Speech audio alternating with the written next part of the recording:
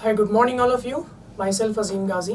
We are starting a very important topic of general organic chemistry, which is known as isomerism. Establish करने के लिए molecular formula same होना ज़रूरी है कि क्या इनके molecular formula same है। तो ये sequence होगा कि isomerism दो तरह से classify हो जाती है। उसके बाद हम लोगों ने chain isomerism किया था, जिसमें molecular formula same था, बस parent chain की size में difference होता था, यानी number of carbons में difference होता था, या side chain में difference होता था। जिसमें molecular formula as usual same होना ही है क्योंकि आइसोमेरिज्म है।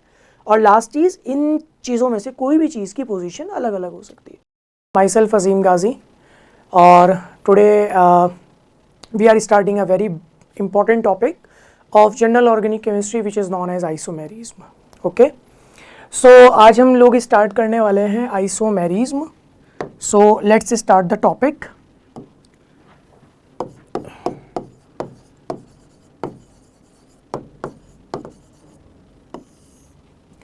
सबसे पहले तो दिमाग के अंदर एक क्वेश्चन आएगा कि आखिर इस टॉपिक के बारे में आइडिया हमें कैसे लगा, हमें कैसे पता चला कि आइसोमेरिज्म नाम का भी कोई टॉपिक होना चाहिए।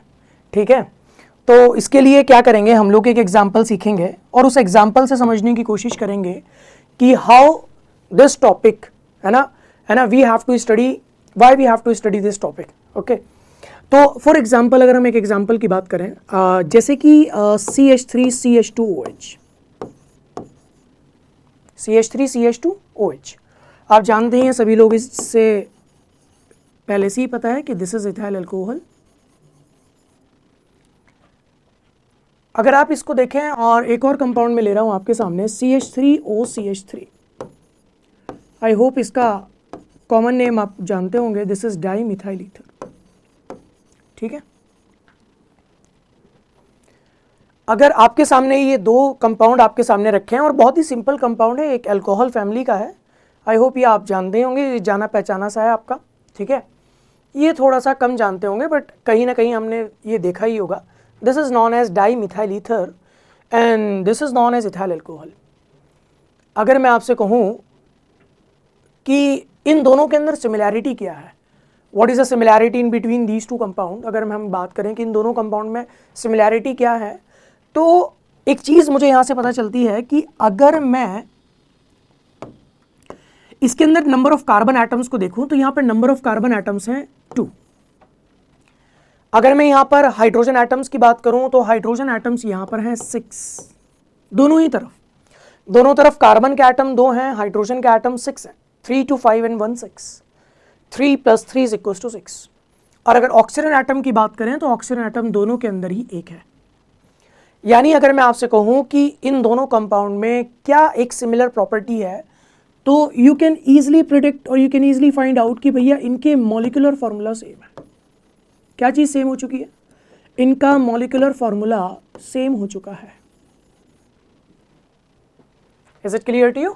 सो both have same molecular formula, तो इसका मतलब आइसोमेरिज्म का कहीं ना कहीं एक चीज़ से कोरिलेशन हुआ कि ये उन्हीं कंपाउंड में पाई जा सकती है जिन कंपाउंड के अंदर मॉलिक्यूलर फार्मूला उनका सेम हो। Is it clear to you? अब आप कहेंगे ठीक है सर, इन दोनों में ये तो सिमिलैरिटी आपने बता दी कि इन दोनों के मॉलिक्यूलर फार्मूला सेम है, अब चलते हैं इनकी डिफरेंस क्या क्या है, इनके अंदर क्या क्या डिफरेंस है।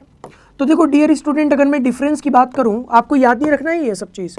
अगर हम डिफरेंस की बात करें तो बॉइलिंग पॉइंट पर अगर हम आ जाते हैं तो इसका बॉइलिंग पॉइंट बनता है 78.3 डिग्री सेल्सियस। और अगर मैं इसके बॉइलिंग पॉइंट की बात करता हूं तो डियर स्टूडेंट आपको जानकर बड़ा ही हर्ष होगा कि इसका बॉइलिंग पॉइंट कितना है, -24 डिग्री सेल्सियस। तो आपने एक बात गौर से देखी कि दोनों कंपाउंड जो हैं वो अलग अलग दिख रहे हैं, साथ ही साथ में उनके बॉइलिंग पॉइंट जो हैं वो भी दोनों के अलग अलग हैं। अब आप कहेंगे सर क्या सिर्फ एक ही प्रॉपर्टी है जो अलग अलग होगी, क्या कोई और प्रॉपर्टी नहीं होगी जो कि डिफरेंस होगी? यस, एक और डिफरेंस है गर्ल्स एंड बॉयज़, बहुत सारे डिफरेंस कर सकते हैं, हम कुछ डिफरेंस लिखेंगे। तो अगर मैं बोलूँ रिएक्शन विद सोडियम, अगर मैं रिएक्शन विद सोडियम की बात करूं तो कमाल की बात ये हुई कि जब मैंने इसकी अल्कोहल के साथ रिएक्शन कराई किसकी, सोडियम की, तो आपको जानकर आश्चर्य होगा कि यहाँ पर girls and boys hydrogen gas release हो जाएगी। क्या रिलीज हो जाएगी? हाइड्रोजन गैस रिलीज हो जाएगी।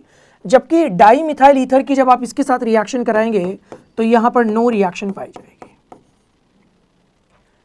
अब हम इसी चीज़ को कंक्लूड करते हैं। तो आखिर हमने क्या सीखा?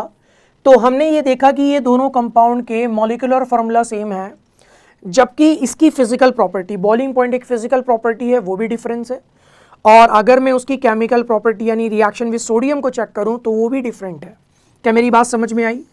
तो यानी मैं ये बोल सकता हूं कि वो वाले ऑर्गेनिक कंपाउंड जिनके मॉलिक्यूलर फार्मूला सेम होते हैं, बट उनके बॉइलिंग पॉइंट, उनके मेल्टिंग पॉइंट, उनकी रिएक्शन किसी सेम सब्सटेंस के साथ डिफरेंट होती हैं, तो मैं बोल सकता हूँ ऐसे कंपाउंड को मैं बोलूँगा एक दूसरे के आइसोमर हैं।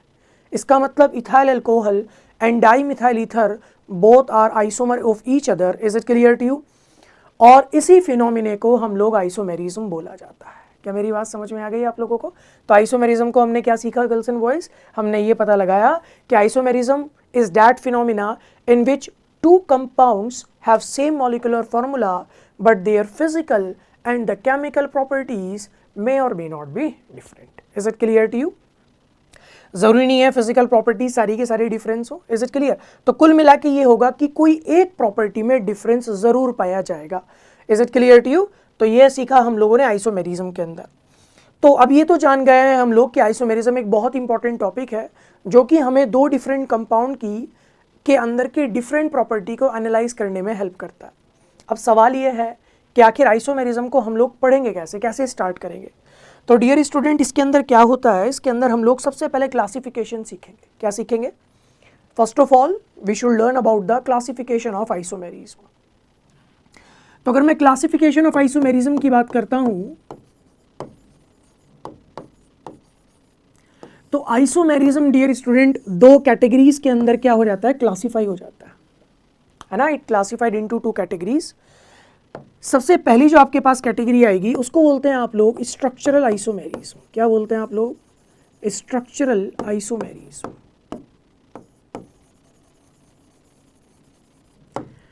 और अगर मैं दूसरे की बात करूं तो उसको बोलते हैं स्टीरियो आइसोमेरिज्म।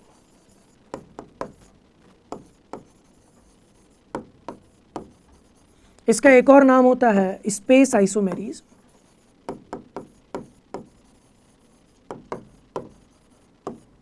और इसका एक और नाम होता है कॉन्स्टिट्यूशनल आइसोमेरिज्म। Constitutional isomerism.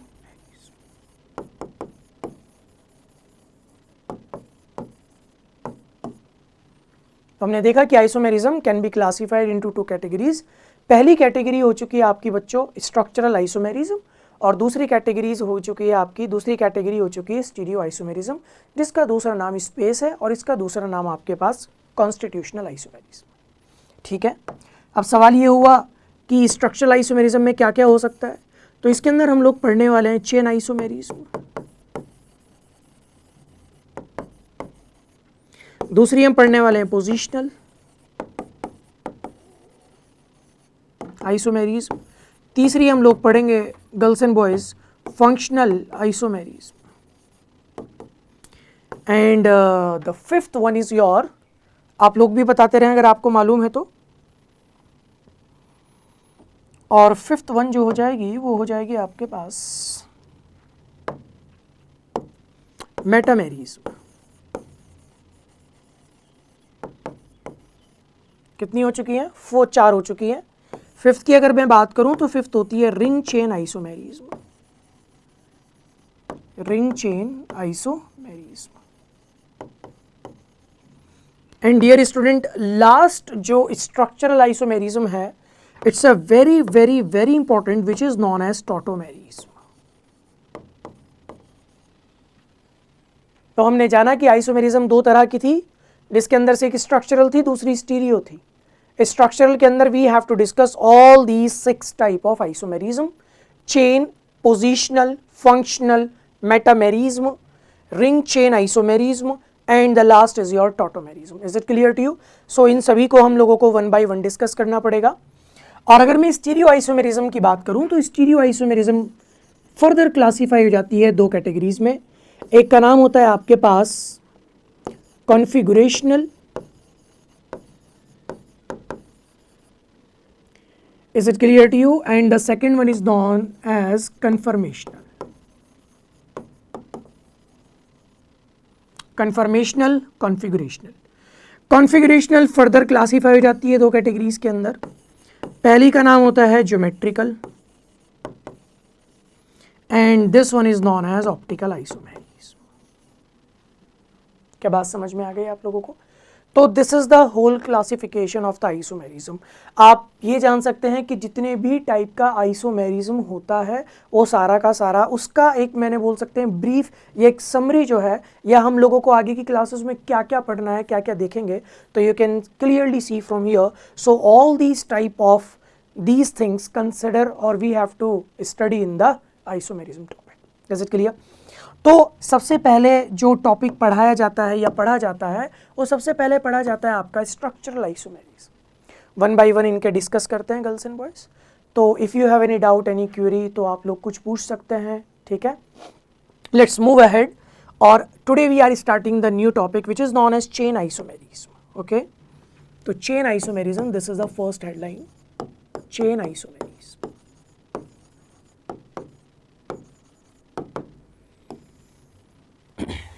देखिएगा, अगर ये आइसोमेरिज्म, आप ये भूल जाइएगा कि इसके अंदर चेन वर्ड आ रहा है, आप चेन को छोड़ दीजिएगा, आप सिर्फ आइसोमेरिज्म पर फोकस करेंगे।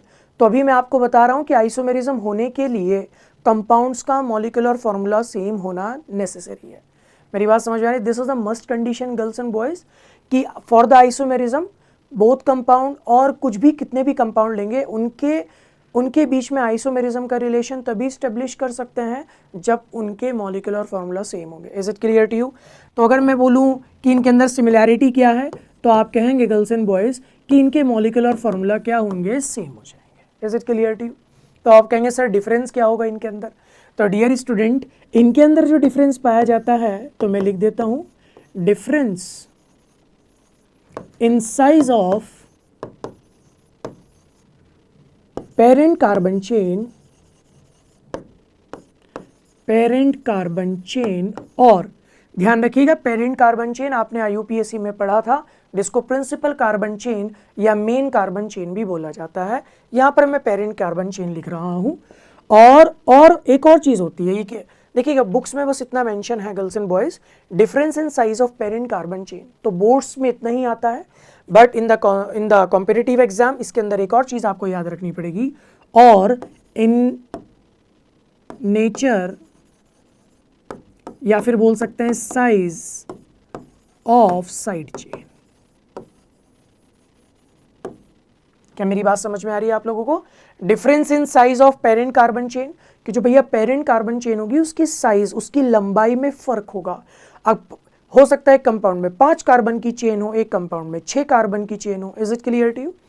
दूसरा मैंने बताया इन नेचर या फिर size of side chain. Is it clear? Don't worry girls and boys. तो हमने सीखा मॉलिक्यूलर फॉर्मूला सेम, बट ये एक डिफरेंट प्रॉपर्टी पाई गई है। तो मैंने आपको बोला था मॉलिक्यूलर फॉर्मूला सेम होगा बट कोई एक प्रॉपर्टी में डिफरेंस होगा, कोई एक प्रॉपर्टी में डिफरेंस होगा। एक से ज़्यादा भी प्रॉपर्टी में डिफरेंस हो सकता है, मिनिमम एक प्रॉपर्टी में डिफरेंस होना कंपलसरी है अगर दो कंपाउंड को एक दूसरे का आइसोमर बनना है तो। आइए गर्ल्स एंड बॉयज, बहुत ईजी से एक एग्जाम्पल से मैं आप शुरुआत करूँगा, ठीक है। एक एग्जाम्पल लेते हैं गर्ल्स एंड बॉयज, बहुत ही सिंपल सा एग्जाम्पल है, और एग्जाम्पल ले रहा हूँ एन ब्यूटेन। क्या ले रहा हूँ गर्ल्स एंड बॉयज़? एन को छोड़ते हैं अभी, एक कंपाउंड लेते हैं यहाँ पर। ये मान लीजिए मैंने आपके सामने एक मॉलिक्यूलर फार्मूला रखा है C4H10। क्या रख दिया मैंने आपके पास? C4H10। अगर मैं C4H10 से दो कंपाउंड बनाऊं तो दो कंपाउंड मेरे पास जो बनने वाले हैं वो कुछ गर्ल्स एंड बॉयज़ कुछ इस तरह से बनेंगे। आइए देखते हैं। CH3 single bond CH2, single bond CH2, single bond CH3। Is it clear to? देखिएगा अगर आप इसका IUPAC नेम लिखते हैं तो डियर स्टूडेंट इसका IUPAC नेम आ जाएगा ब्यूटी, ठीक है। इसी कंपाउंड से एक और फॉर्मूला लिखूंगा, एक और स्ट्रक्चर लिखूंगा, CH3 सिंगल बॉन्ड CH3। अगर आप देखेंगे तो इसका नाम हो जाता है आइसोब्यूटेन। इसका नाम क्या हो जाता है? आइसोब्यूटेन। अब आप कहेंगे कि सर क्या इन दोनों के मॉलिक्यूलर फॉर्मूला सेम है? तो मैं आपसे पूछूंगा, आप बोलेंगे यस, 4 ही कार्बन है, 10 हाइड्रोजन है, इसके अंदर भी 4 कार्बन्स हैं and we have 10 hydrogens in this molecule. तो इन दोनों कंपाउंड में क्या चीज़ सिमिलर है? इन दोनों कंपाउंड का मॉलिक्यूलर फॉर्मूला C4H10 वो सेम है। तो सर डिफरेंस क्या है, आइए डिफरेंस चेक करते हैं। अगर गर्ल्स एंड बॉयज आपको IUPAC आती होगी, और जो कि आती ही होगी गर्ल्स एंड बॉयज, तो उसके अंदर आपको पता होगा कि प्रिंसिपल कार्बन चेन कैसे काउंट करते हैं। तो this is the principal carbon chain, जिसके अंदर कितने कार्बन है, 1 2 3 एंड 4। यानी मैं बोल सकता हूं कि इसकी प्रिंसिपल कार्बन चेन में 4 कार्बन मौजूद है। अगर आप इस वाले कंपाउंड पर फोकस करेंगे तो इसकी प्रिंसिपल कार्बन चेन में 1 2 3 यानी यहाँ 3 कार्बन की प्रिंसिपल कार्बन चेन है। समझ में आ गई बात ये? तो यहाँ पर पेरेंट चेन में कितने कार्बन हैं, 4। यहाँ पेरेंट चेन में कितने कार्बन है, 3। तो किस चीज़ में डिफरेंस है, तो मैं कह सकता हूँ इन दोनों कंपाउंड की जो पेरेंट चेन है उसकी लेंथ में, उस चेन की लेंथ में डिफरेंस है। So girls and boys, both these are chain isomers of each other. तो ये दोनों एक दूसरे के क्या हो चुके हैं, ये दोनों एक दूसरे के चेन आइसोमर्स हैं। ये दोनों एक दूसरे के, आपसे कोई पूछे कि इन दोनों में क्या रिलेशन है, तो आप बोलेंगे they are chain isomers of each other. और इन दोनों के इस फिनोमिना को ही चेन आइसोमेरिज्म बोला जाता है। Is it clear to you और नॉट? रिलेशन है isomer, is it clear? Relation है चेन आइसोमर, फिनोमिने का नाम है chain isomerism. Is it clear? एक और कंपाउंड लेते हैं गर्ल्स एंड बॉयज, ताकि आपको और अच्छे से पता चले। Let's take one more example. This is C5 and this is H12। ठीक है, अगर C5H12 लेता हूं तो इससे मैं देखता हूं कितने कंपाउंड बना सकता हूं, CH3 CH2 CH2 CH2 CH3। ठीक है, इससे एक और कंपाउंड बन सकता है आपका CH3 CH CH3 CH2 and CH3। और एक और कंपाउंड बनेगा CH3 CCH3, this is CH3 and this is dear student CH3। आप इन तीनों में से किसी को भी चेक कर लीजिएगा, आपको कार्बन 5 ही मिलेंगे और टोटल नंबर ऑफ हाइड्रोजन 12 ही मिलने वाले हैं। Is it clear to you? Total number of hydrogen कितने मिलने वाले हैं, 12 ही मिलने। तो इन तीनों कंपाउंड में क्या चीज़ सेम है, तो हम कहेंगे इन तीनों कंपाउंड का मॉलिक्यूलर फार्मूला क्या है, मॉलिक्यूलर फार्मूला जो है वो C5H12 है। Is it clear? अब आप कहेंगे सर डिफरेंस क्या है, आइए डिफरेंस चेक करते हैं। देखिए डिफरेंस कितना इंटरेस्टिंग है। तो यहाँ अगर आप नंबरिंग करेंगे तो 1 2 3 4 5, मैं कह सकता हूँ यहाँ पे 5 कार्बन है प्रिंसिपल कार्बन चेन में। अगर आप यहाँ बात करेंगे तो यहाँ 1, this is 2, this is 3, this is 4। ध्यान रखिएगा, आप ऐसे नहीं जा सकते कि 1 2 3 4 5। मेरी बात समझ में आ रही है? यहाँ से यहाँ तक जाने का रास्ता नहीं है, बीच में खाई है। आपको नंबरिंग करनी आती होगी तो आप इससे वाकिफ़ होंगे कि नंबरिंग में सिर्फ 4 कार्बन आएंगे। तो यहाँ पेरेंट चेन में कितने कार्बन से जनाब, 4 कार्बन है। और अगर मैं यहाँ जाऊँगा 1, दिस इज 2, दिस इज 3, तो यहाँ पेरेंट चेन में कितने कार्बन है dear student, we have only 3 carbon here. फिर से वही बात आ गई कि सर सेम क्या चीज़ है, इन तीनों ही कंपाउंड के मॉलिक्यूलर फार्मूला सेम है। सर डिफरेंस क्या चीज़ है, तो डिफरेंस है इनकी प्रिंसिपल चेन की लंबाई में। लंबाई का मतलब उसमें कार्बन कितने मौजूद है, इसमें 5 है, इसमें 4 है, उसमें 3 है। उससे छोटा और कंपाउंड बनाना पॉसिबल ही नहीं है। Is it clear to you? तो गर्ल्स एंड बॉयज, कोई आपसे पूछे कि सर इसके और इसके बीच में क्या रिलेशन है, तो हम बोलेंगे कि ये एक दूसरे के क्या हैं, चेन आइसोमर्स हैं। Is it clear to you? इसका नाम अगर आप जानना चाहते हैं, कॉमन नेम में लिखूंगा, इसका कॉमन नेम हो जाएगा एन पेंटेन। आप जानते होंगे इसका नाम होता है आइसोपेंटेन। ये सभी आपने नाम IUPAC में सीखे होंगे। और डियर स्टूडेंट, इसका नाम होता है नियोपेंटेन। तो अगर आपसे कोई पूछे कि सर आइसोपेंटेन और नियोपेंटेन में क्या रिलेशन होता है, तो हम बोलेंगे वो एक दूसरे के चेन आइसोमर्स हैं। कोई पूछे एन पेंटेन और आइसोपेंटेन में क्या होता है, तो हम बोलेंगे वो दोनों एक दूसरे के चेन आइसोमर्स हैं। Is it clear? इनफैक्ट ये तीनों एक दूसरे के चेन आइसोमर्स हैं। Is it clear to you? I hope आपको बहुत अच्छे से चेन आइसोमेरिज्म समझ में आ गई होगी। मैं एक एग्जांपल और लूँगा जो कि थोड़ा सा अच्छा होगा और थोड़ा ज़्यादा कॉम्प्लिकेटेड सा होगा, और बोल सकते हैं कॉम्पिटिटिव पॉइंट ऑफ व्यू से बहुत इंपॉर्टेंट होगा। तो let's see that beautiful example. बहुत ही अच्छा लगेगा आपको ये वाला एग्जांपल देख के। सपोज दैट आपके पास ये आ गया है, this is a very very very classical example we have dear student. और चलिए मैं एक काम करता हूँ, हो सकता है किसी को ये बॉन्ड्स ना समझ में आ रहे हो, तो ये बॉन्ड्स CH3 को रिप्रेजेंट करते हैं एक्चुअली। ठीक है, हो सकता है किताबों के अंदर सिर्फ ऐसे बॉन्ड बना के दे दिया जाता है। Is it clear to you? ये एग्जाम के अंदर भी जनरली ऐसा बॉन्ड बना के दे देगा। तो आपको जानना होगा, ये आपको मालूम होना चाहिए कि सिंगल बॉन्ड का मतलब एक्चुअली CH3 होता है। तो अभी आपके लिए मैं ये इसको पूरा ही लिख देता हूँ, बट अगर कहीं सिंगल बॉन्ड मेंशन है तो आप समझ जाएं कि वो जनाब CH3 है, ठीक है। तो गर्ल्स एंड बॉयज़, अगर मैं आपसे बात करूं, अगर आपको IUPAC आती है और IUPAC आती होगी तो आपको पता होगा कि इसके अंदर प्रिंसिपल कार्बन चेन कौन है। ध्यान से देखिएगा, बहुत इंपॉर्टेंट है, ठीक है। ये वाला जो पार्ट आप देख रहे हैं, ये 3 मेंबर की रिंग, ये हो जाएगी इसकी पेरेंट चेन, जिसको मैं PC लिख रहा हूँ, ठीक है डियर स्टूडेंट। जिसको मैं क्या लिख रहा हूँ, PC लिख रहा हूँ। सॉरी, एक चीज़ गलत हो गई, इसको यहाँ से वैनिश करना पड़ेगा थोड़ा सा। यहाँ देखिएगा इसको कि एक्चुअली ये कंपाउंड ले रहे हैं, this is CH2 and this is CH3, ठीक है।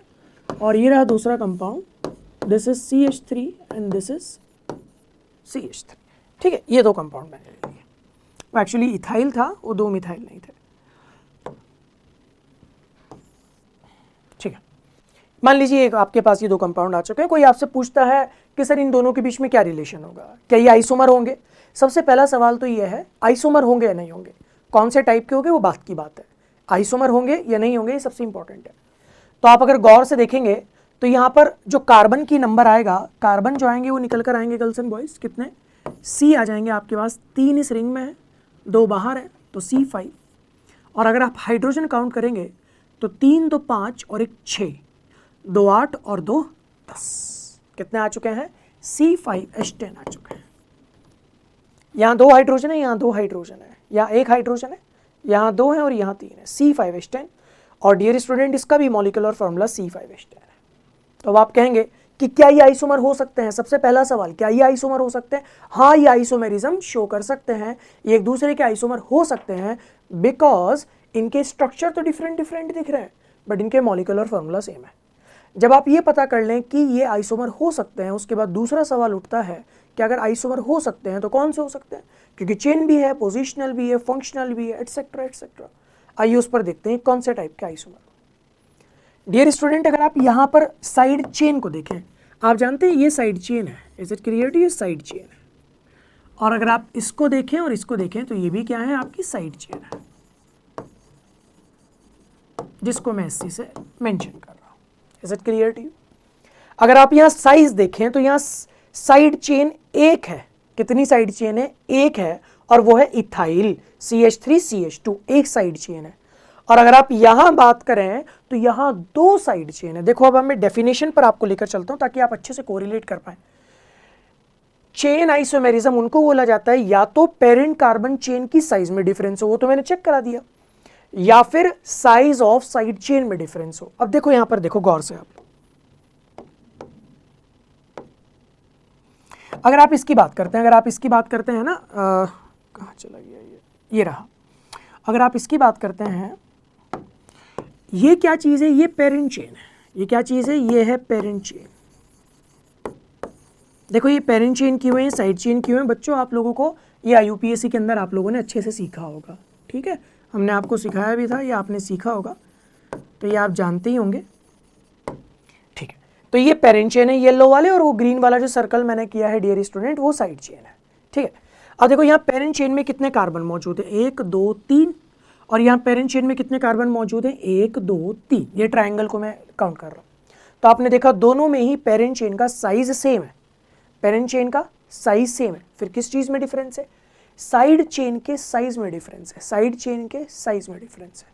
तो डियर स्टूडेंट, अगर पेरेंट चेन का साइज सेम हो बट साइड चेन का साइज अलग अलग हो, साइज में देखो आप, यहाँ 1 साइड चेन है और यहाँ 2 साइड चेन है, या तो बोल सकते हैं नंबर ऑफ साइड चेन्स अलग अलग हो गई हैं, यहाँ 1 है और यहाँ 2 है, या बोल सकते हैं यहाँ 1 साइड चेन में 2 कार्बन है और यहाँ 1 साइड चेन में 1 कार्बन है। Is it clear to you.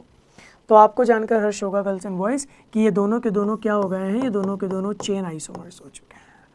तो हमने इससे पहले के जो 2 एग्जाम्पल लिए थे वो बहुत बेसिक से थे, और ये एग्जाम्पल बहुत ही ज़्यादा अच्छा था। Is it clear to you. ये बहुत रेयर एग्जाम्पल होता है, ठीक है, बहुत रेयर बुक्स में मिलेगा आपको, तो ये काफ़ी इंटरेस्टिंग भी है, तो ये काफ़ी लोगों को मालूम नहीं होता, तो इसके बारे में जानकारी रखें आप लोग। Let's move ahead girls and boys, और मैं आपको पढ़ाने वाला हूँ पोजिशनल आइसोमेर्स। सेकंड कौन सी हो चुकी है, पोजिशनल आइसोमेर्स।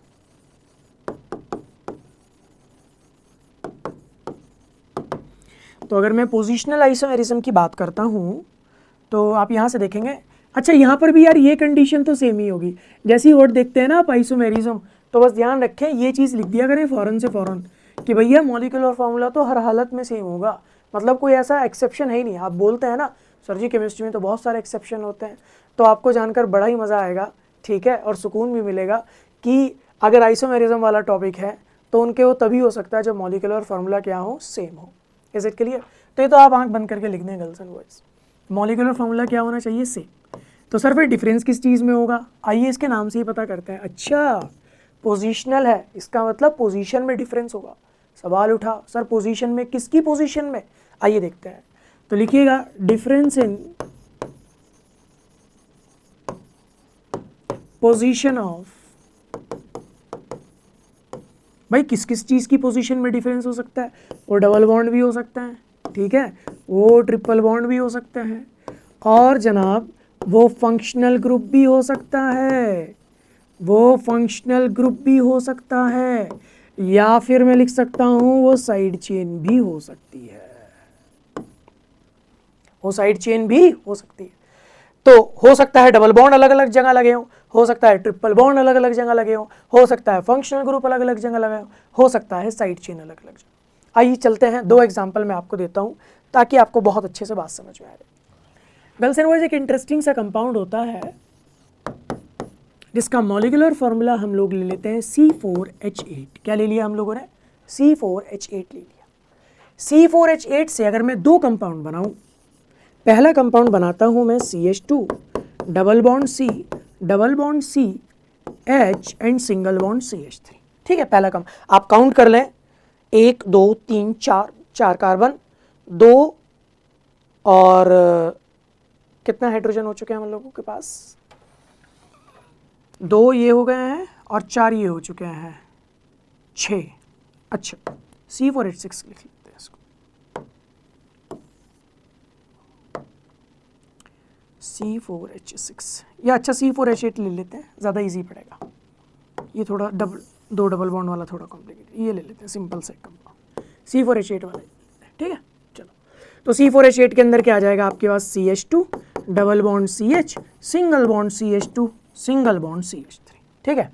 ठीक, और मैं से एक और कंपाउंड बना रहा हूँ CH3 CH double bond CH single bond CH3, ठीक है। तो अब आप खुद से देखें गर्ल्स एंड बॉयज़, यहाँ अगर आप नंबरिंग करते हैं तो नंबरिंग कुछ इस तरह से होगी 1 2 3 4, और नंबरिंग यहाँ से कहीं से भी चालू कर सकते हैं, इधर से भी। तो नंबरिंग करते हैं 1 2 3 4।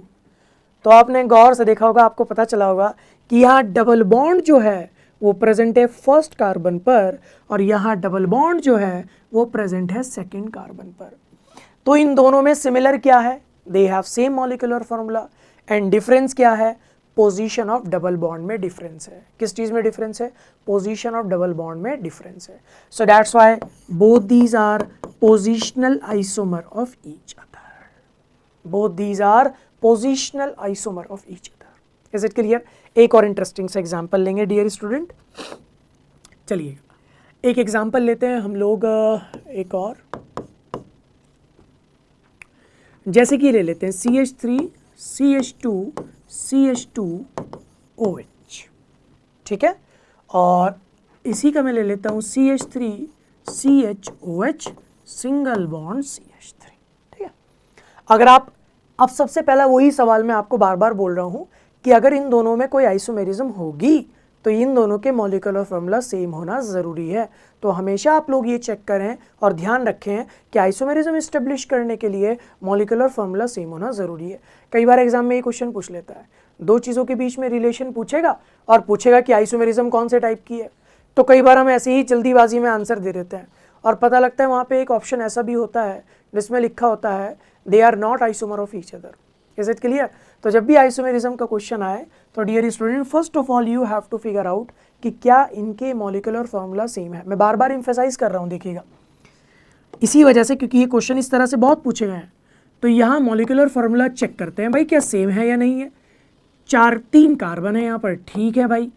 हाइड्रोजन की बात करते हैं, 3 2 5 2 7 और 1 8, 3 2 5 2 7 1 8, एंड 1 ऑक्सीजन वी हैव। और अगर आप यहाँ देखें C3 है, ठीक है, H33678 है एंड 1 ऑक्सीजन वी हैव।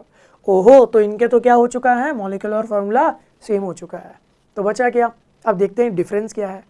देखो आओ, देखो कितना इंटरेस्टिंग है। अगर नंबरिंग की बात करते हैं तो नंबरिंग यहाँ से चालू होगी 1, this is 2, this is third carbon. और अगर आप नंबरिंग कॉर्नर से करेंगे 1, this is 2 and this gonna be your 3। अच्छा, तो क्या हुआ सर, अब आप गौर से देखना गर्ल्स एंड बॉयज, इसके अंदर आपको जानकर पता चलेगा कि यहाँ OH जो लगा हुआ है वो पहले कार्बन पर लगा हुआ है और यहाँ OH जो लगा हुआ है वो सेकंड कार्बन पर लगा हुआ है। तो किस चीज में डिफरेंस है, पोजीशन ऑफ OH में डिफरेंस है। So that's why they are also positional isomers of each other, they are also positional isomers of each other.